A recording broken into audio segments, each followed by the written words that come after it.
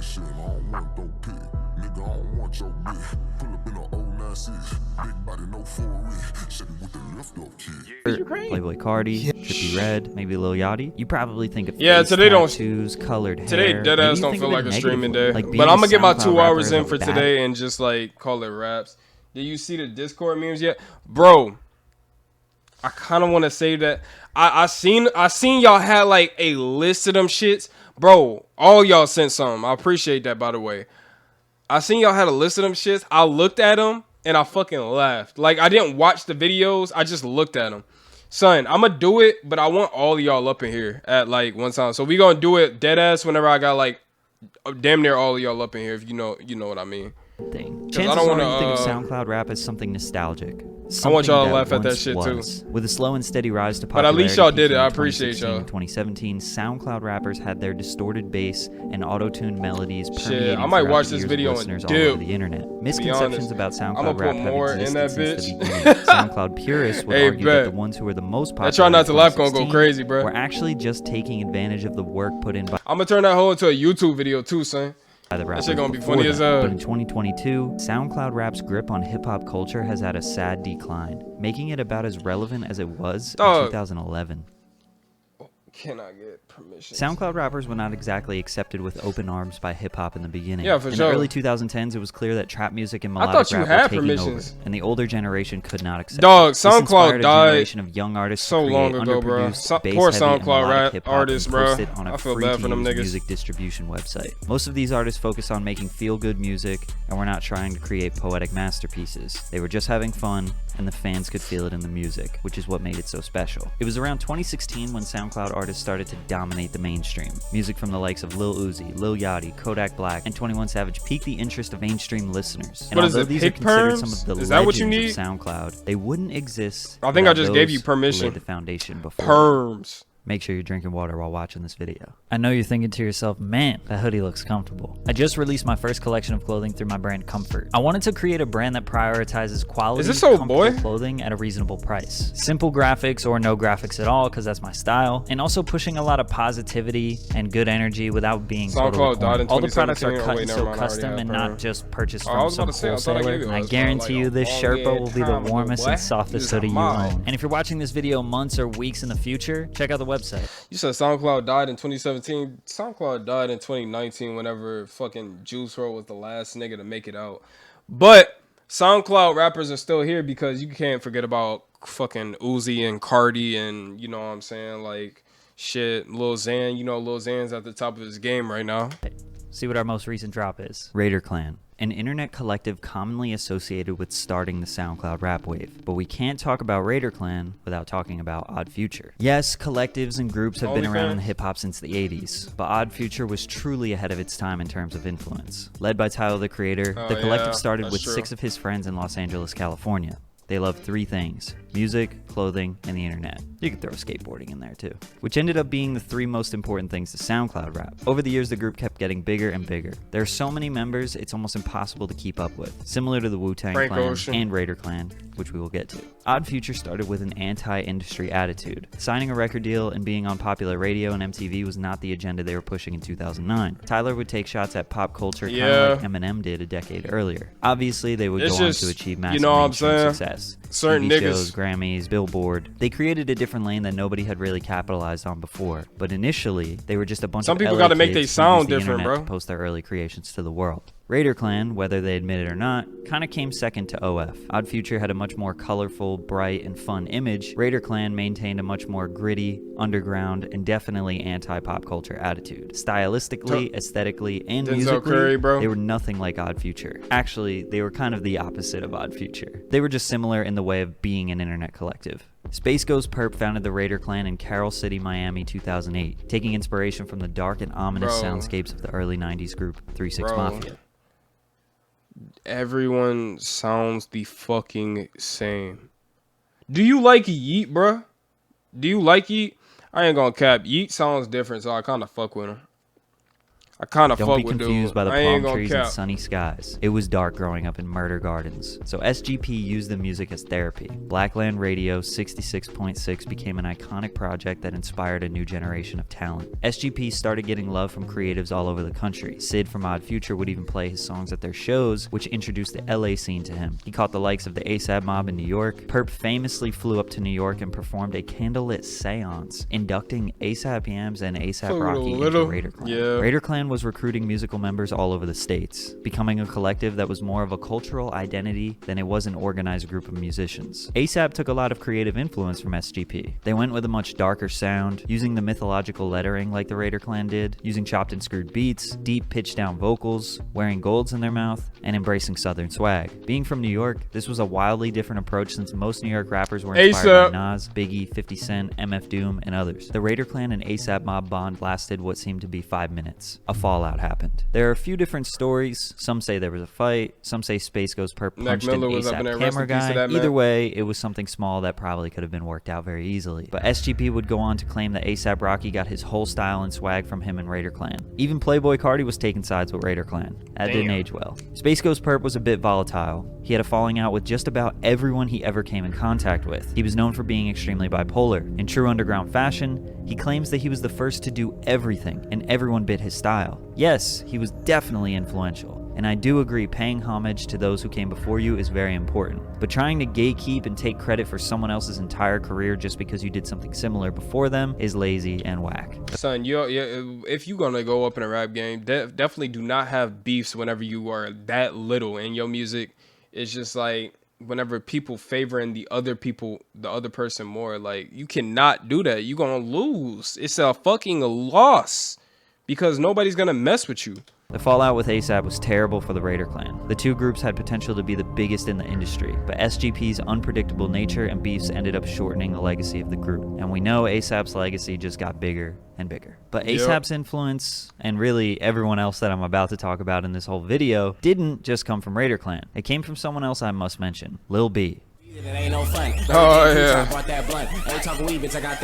Lil B's Like a Martian track in Remember this 2009 nigga. sounds like what SoundCloud rap became in 2017. What happened But at to the him? time, the internet clowned him. No, I ain't no bitch. And no, I ain't no snitch. I'm f***ing on that bitch. The crunk era of the mid-2000s led to the swag era spearheaded by Soulja Boy and Lil B. bro. Lil B's music was very punk in the way that he followed no rules of flowing, rhyming, or song Random Kid structure. He Cudi ass prioritized glasses. ad-libs and made them louder in the mix. Then rappers all throughout the 2010s made careers off iconic ad-libs. He started the mentality of, I'm just having fun making music. I'm not trying to be lyrical. I'm not trying to impress anyone. Look at what this nigga is wearing, bro. Him and Kid Cudi gotta be homies, bro. Niggas just be wearing, bro. If you become famous, so you become famous and you wear shit like this, like, I mean, it's whatever. You can wear whatever the fuck you want. But God, He rapped about sleeping what with makes you your girl, do that? being pretty, and having tons of swag. Those were his priorities. This became the blueprint mentality for a lot of fucking internet Playboy rappers Carly, for the next mostly. decade. But there was another Not side that to Lil nigga, B. bro. A lot of people thought he was just a joke, but he took himself very seriously. And because people hated him so much, he developed a cult-like fan base of people who loved him so much. He pushed a lot of positive messages. Be yourself, be confident. Take care of the earth. Usually when he got into his deeper, more meaningful lyrics, it was complemented with an ethereal, dreamlike beat. This was the beginnings of cloud rap. On the chair, ripping 15 and 16. I was breaking down the system. Nobody could tell me nothing. Cloud rap is a spacey, hazy, and almost nostalgic sound that rap was missing at the Yeah, I time. fuck Clams with it. Casino was also one of the iconic producers that linked up with Lil B to help create this sound. SoundCloud rap would end up being this blend of the cloud rap ethereal sound and the dark, gritty 3-6 Mafia influence sound, and sprinkle in some emo in there too. I also Nah, feel like I have to mention sprinkle- this. no, At this pour. point, around 2010 and 2011, these Pour that guys depression weren't up in that only shit. on SoundCloud. In fact, it wasn't really that popular yet. They used basically any streaming service that was out there to get their music heard, DatPiff being one of the most popular, and eventually SoundCloud and YouTube would become their main platforms, but the culture and YouTube the essence rappers about of to be a thing. SoundCloud rap I think I might and start internet rap releasing is my what shit they on were- YouTube. Oh my God, bro. The culture and the essence What's his name again? All that fuck shit. Yeah. That nigga right there, bro. I forgot his name. Goddamn, I forgot he was a thing, bro. of SoundCloud rap and internet rap is And what they were milk and composing at the broccoli. time. 16-year-old Denzel Curry was one of the first artists to be welcomed into the Raider Clan in 2011 after his debut mixtape, King Remembered Underground Tape 1991 to 1995. Denzel is one of the true SoundCloud OGs that deserves more respect. Yeah. Although his music was dark, aggressive, and at times depressing, he was a very positive and welcoming individual. He wasn't afraid to show love to the people who were doing dope shit. There's gonna be BandLab rappers. Stayed cool with the Sesh Hollow Water I'm a Boys, BandLab showed rapper. love to Ghostmane and Thrax House and emo I'm a rap BandLab scene, rapper, no embraced cap. X, Ski I Mask, and actually members am, only, but way before any of them were I don't be even releasing my popular. shit From until I'm, like, 2011 to fully done with that 2018, shit. he embraced all the newcomers in the SoundCloud scene while still having a very successful career himself. I feel like, you know what? I feel like BandLab gonna blow up. I feel like niggas in BandLab will blow up. Like, BandLab's gonna be the next SoundCloud for y'all. But I would hop on it if anybody wants to become an artist. You know? Obviously now he's pretty mainstream. In my opinion, he is the purest form of a SoundCloud rapper. Yes. Raider Clan didn't last very long due to the bipolar nature of SpaceGhostPurrp, but at that point, they had already inspired a new generation of artists that were about to take over the underground. From 2012 to 2015, we saw the emergence of SoundCloud artists that don't nearly get as much credit as they deserve. You had Bones and Sesh Hollow Water Boys, Chris Travis, Xavier Wolf, Metro Zoo, Young Simi, Black Cray and Goth Money, JK the Reaper, Jay Green, Rob Banks, Young Lean and the Sad Boys, Wicca Phase and Goth Boy Clique, Lil Tracy, Lil Peep, Suicide Boys, Puya, Wi-Fi's Funeral, Thousand Band Fawny, Wi-Fi's Thousand Band Fawny, Wi-Fi's Funeral, bro. I remember all of these niggas, bro. That's crazy. I just muted my shit. Influential artists to name, so no matter what, like, somebody's gonna be mad in the comments because I didn't name somebody specific. But these are the real SoundCloud rappers. These guys were traveling the country, doing shows, making music together, and building real fan bases, all from posting music on this website. Bro, Suicide Boys, Suicide Boys from down here, literally damn near like a couple of minutes away from me.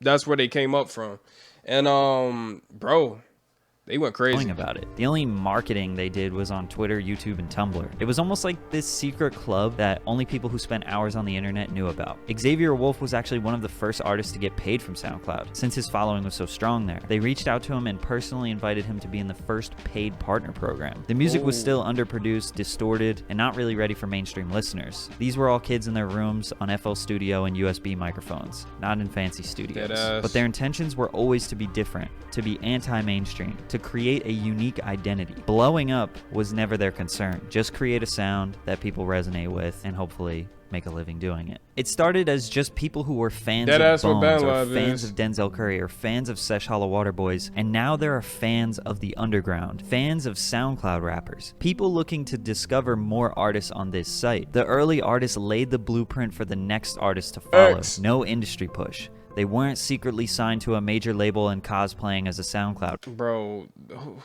who is this nigga, bro? Who is this nigga, bro? I seen him on YouTube, bro. This dude dead ass look like an industry plant, like on my mama, bro. Rapper. They are the real deal. Before it was a trend, before it was mainstream. 2015 and 2016 was a turning point for SoundCloud. Most people consider this the golden age. The interest in SoundCloud was at an all-time high because of the artists that we're about to mention. These artists get most of the credit for SoundCloud rap because the music released in these 2 years would go on to be the most popular records to come from the site. White Iverson by Post Malone, a SoundCloud song that would eventually peak at number 14 on the Billboard Hot 100. No Flockin' by Kodak Black. Lil Uzi Vert's Love Is Rage album, Denzel Curry's Ultimate, Fetty and What by Playboi Carti, Uber Everywhere by Made in Tokyo, Paris by Suicide Boys. You also had the beginning of the underground's most popular media outlet, No Jumper. At this point, there wasn't one solidified go-to place to learn about this music scene. Sure, there were tons of blogs, but something about the YouTube IRL interviews makes things so real. You get to see the artists and really get a vibe for them. BMX and SoundCloud were intertwined. A lot of popular BMX riders would use Bones and Team Sesh music in their videos. In 2015, Adam 22 had a following of a few 100,000 from his own BMX videos. He used that following to introduce the BMX community to the world of underground rap, not knowing how popular it would get. Interviewing just about anyone who had a following on SoundCloud, No Jumper satisfied the right niche at the perfect time, increasing the interest in the underground music scene as a whole. Damn. Maybe that's what I should do. Maybe I should just find a list of BandLab rappers and just start making reaction videos to them. And maybe I can do the same thing. You know what I'm saying?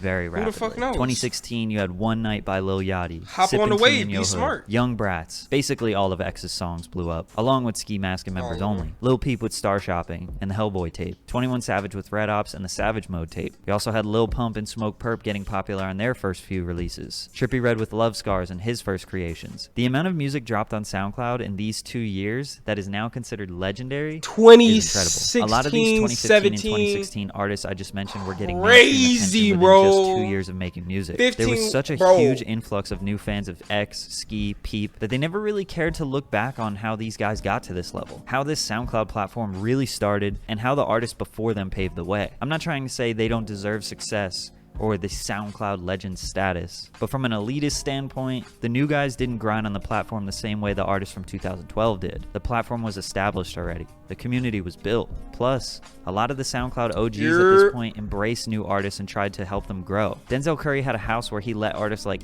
Sarah, you know Suicide Boys, huh? Don't they stay down here? Bro, these niggas, I'm watching about how the exact moment SoundCloud rap died.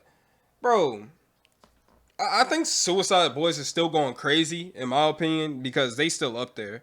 But I know that they going through it. My internet is so ass right now. Shit, my ass is ass right now. X, Ronnie J, and 10 others live with him. We had this thing called the WRLD house, and not just X lived there. Ronnie J lived there with me. 12 Lynn.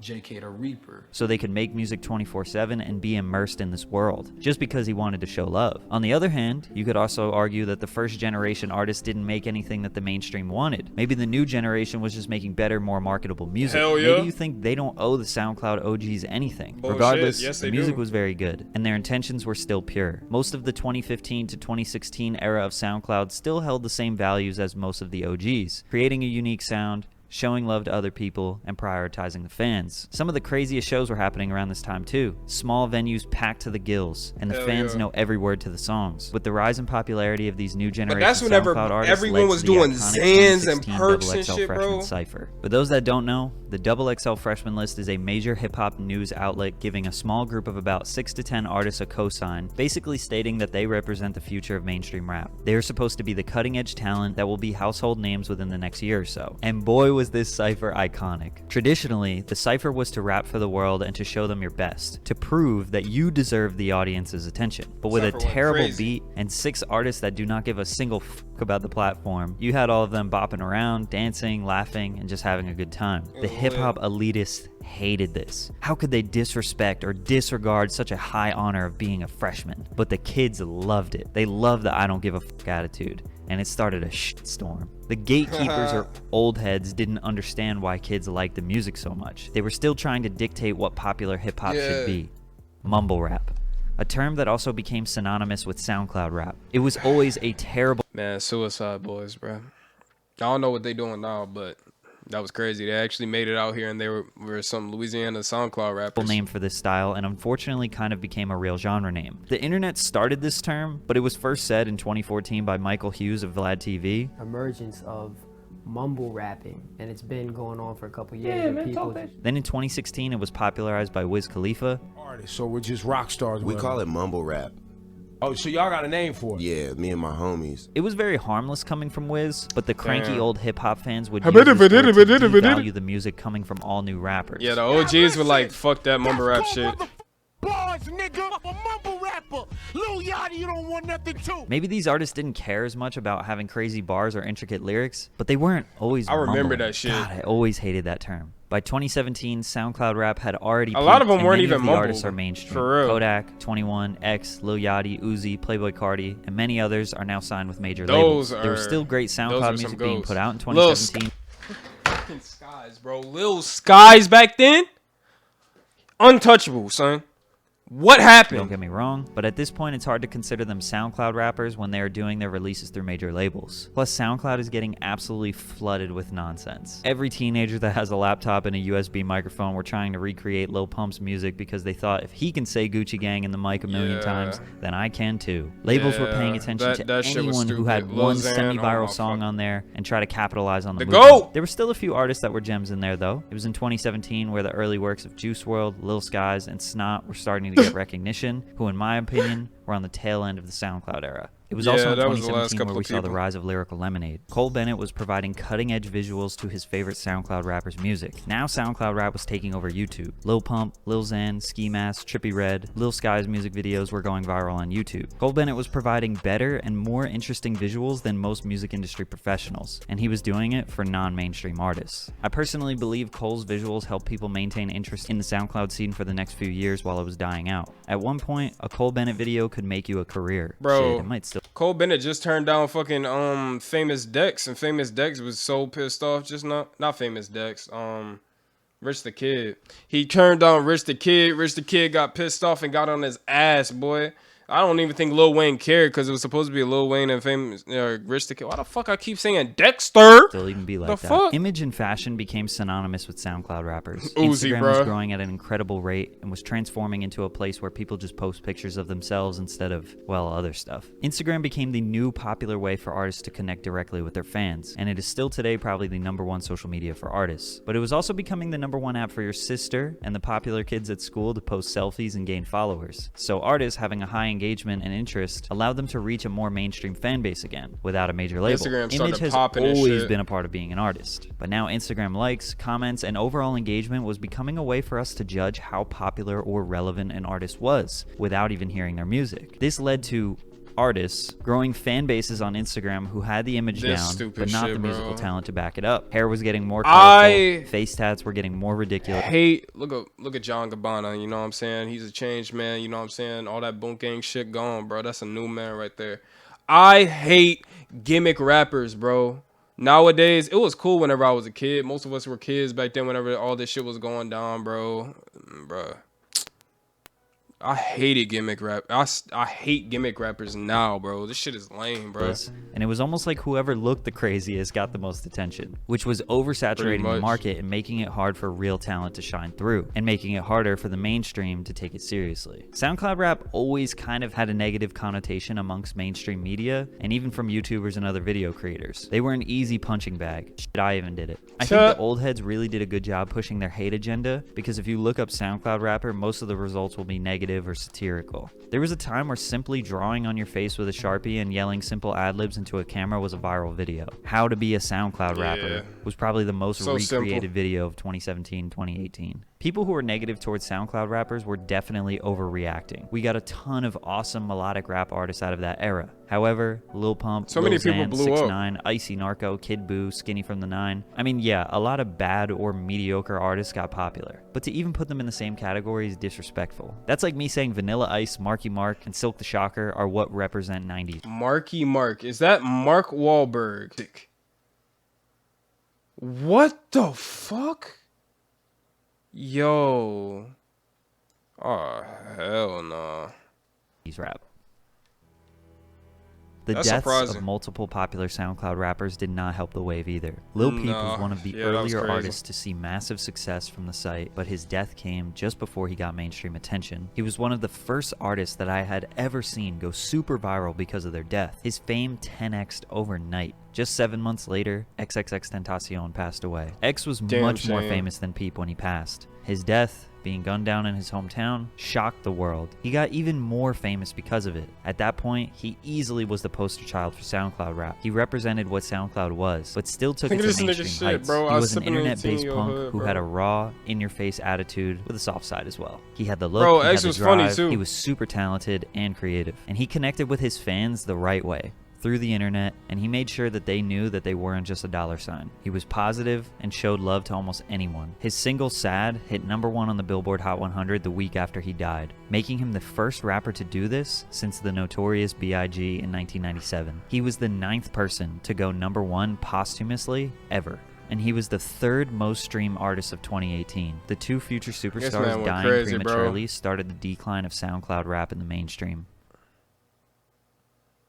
Juice WRLD is the most famous artist to come from SoundCloud. He kind of was the last hope for the scene. X was the poster child, and when he passed, you had literally every kid in the world SoundCloud's finding dead. out about who he was and No where he one came else is from. lit. Juice had already been generating some steam though. 1 month before X passed, Lucid Dreams by Juice had debuted number 2 on the Billboard Hot 100. The night X died, Juice was in the studio. He made a song called Legends, dedicated to the legacy of Lil Peep and X. He posted it the next day on SoundCloud. This song debuted at number 65 on the Billboard Hot 100. I know it was genuine, but he essentially gained a ton of new fans by making a song about the artist who just passed away. Bro, Juice and X were friends, and now all of the music fans were grieving X's death with Juice via his song Legends. His music was almost like healing power for the fans who loved X. Fans romanticized the idea of Juice being passed down the SoundCloud torch from X, and he continued to build his own legacy. He made a wildly successful career for himself. For the next year and a half, Juice WRLD took emo rap to the mainstream. His hooks were infectious, and lyrics were very simple and relatable. In 2018, I was more tapped into SoundCloud than I ever had been, and trust me when I say,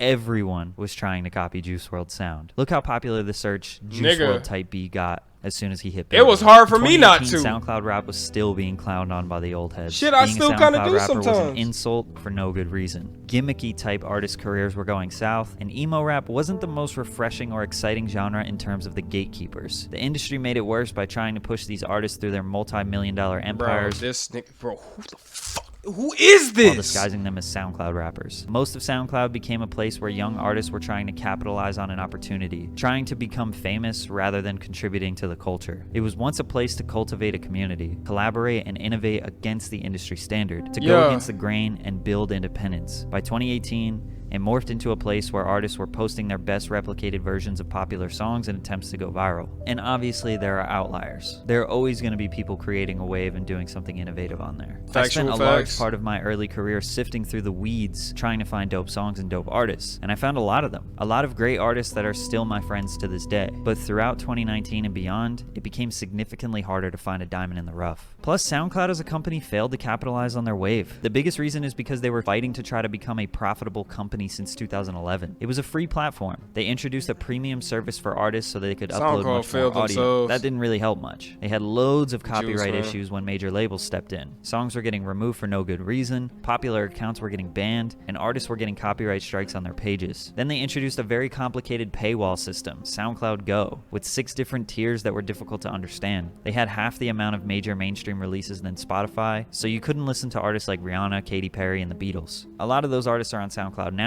but by the time they had figured that out with major labels, it was past its peak. But the ultimate thing, above all else, is that SoundCloud was always looked at as a stepping stone, the beginning of a career. Something to move on from, not where careers prosper. And what the masses perceive is reality. Post Malone went crazy too. December 8th, 2019, at 3:15 a.m., the world lost a generational Rest in artist. peace. 21-year-old Jared Higgins, aka Juice WRLD, sadly passed away via overdose while getting off his private plane at days Oakland after his Airport birthday. just outside of Chicago. And with his death, I believe that SoundCloud rap as a whole passed away with him. Now 3 iconic SoundCloud artists lost their lives too That soon. shit is crazy, bruh. Like, my nigga. Now 3 Look iconic at this. 3 actual. If y'all wanna be technical, and for all the people who get mad whenever you call them legends and goats and stuff like that, these were 3 niggas that were actually gonna be goats, like who are actually gonna be legends in music. And if they would have lived on forever for their full life, bruh, they would have went fucking crazy together. I couldn't imagine these niggas with like a Playboy Cardi, a Uzi, or doing features, all that shit. All of them Trippy Red, everybody still doing their songs and shit. Bro, SoundCloud oh my god, artists lost their lives too soon. It's Peep crazy. was just It's on like the it cusp was of set fame when up. He passed. X was about to hit his peak fame when he passed. But it is and what Juice it was. WRLD was peaking in his fame when he passed. There was nobody to pass the torch to this time. I mean, from 2019, you definitely had artists pop out from SoundCloud. Lil Tecca, Ian Dior, Snot, Lil Mosey. Don't nobody But listen. SoundCloud at this Bro, point, I fuck with Lil Tecca and I fuck with Snot. I ain't gonna cap. Fucking Mosey, he going through some shit right now. He had some bangers.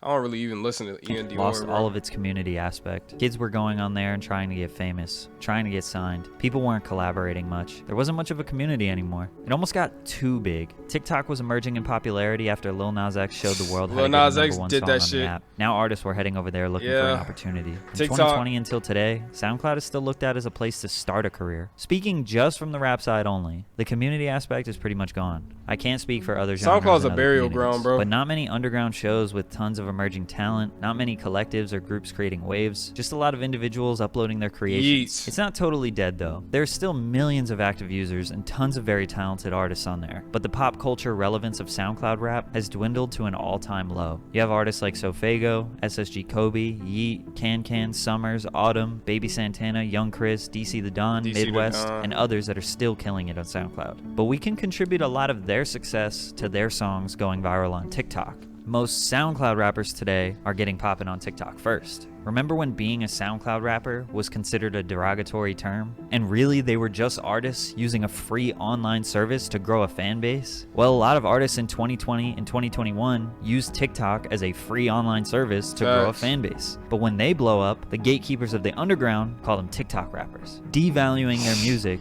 because it got really popular on the app. So we see the cycle is about to repeat, creating this curse that artists have to face when they have a viral song on the app. Ultimately, SoundCloud rap changed rap music history. The only way we'll get anything like that again is if a group of really, really talented artists come together and build something genuine. Not for clout, not for money, just for the art and for the fans. But knowing how the internet works and how many more people are trying to become rappers, once people find out about a new way that artists are getting attention, it gets flooded and oversaturated so quickly that nobody else can benefit from it. That's why I was surprised whenever Trey said the same shit about BandLab being underrated. Cause to be real with you, Trey, I was thinking the same shit.